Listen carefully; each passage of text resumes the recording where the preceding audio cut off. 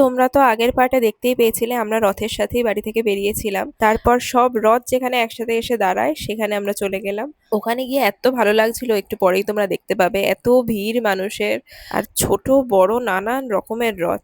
এই দেখো এই রথটাও কি সুন্দর সাজিয়েছে। ওখানে যাওয়ার পরেই আমরা এই রথটা দেখতে পেলাম। আর দেখো কি সুন্দর জগন্নাথ বলরাম সুভদ্রাকে লাগছিল। তো ওখানে হরির লুটও চলছিল। তারপর হরির লুটে তো ছোট থেকে বড় সবাই এত আনন্দ করে লুট ধরছিল, আমরাও বেশ অনেকগুলো জিনিসই পেয়েছিলাম।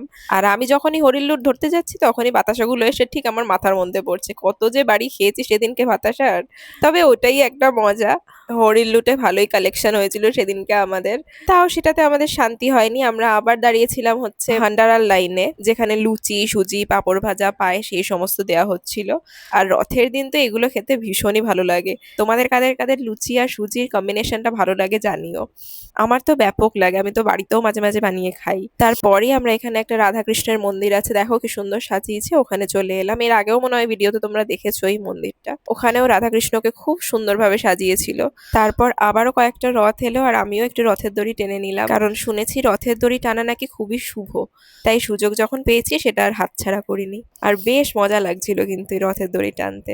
আমার পরে আমি সায়ন্তনকেও বললাম যে তুমিও রথের দড়ি একটুখানি টানো। আর এইখান থেকে হরির লুটে আমাদেরকে দিয়েছিল একটা লজেন্স আর কিশমিশ। তো এই ছোট ছোট জিনিসগুলোই পেয়ে এমন মজা হয় যেন কি বিশাল একটা জিনিস পেয়ে গেছি হাতে। আর হরির লুটের সময় বড়দের যে এক্সাইটমেন্ট আমি দেখলাম সেটা মনে হয় ছোটদের এক্সাইটমেন্টকেও হার মানায়। তো তারপর আমি একটুখানি ফুচকা খেয়ে নিলাম অনেকদিন পরে। আর রথের ম্যান্ডেট হচ্ছে পাঁপড় ভাজা আর জিলিপি, সে দুটো না খেলে কি হয়।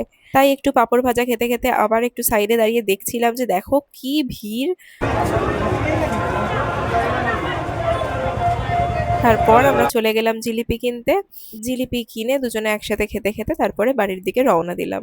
আর রথের দিন আমার সব থেকে বেশি মজা লাগে একটা জিনিস দেখে, যে বাচ্চাগুলো যে রথ নিয়ে বেরোয় ওগুলো এগোনোর থেকে পরে বেশি।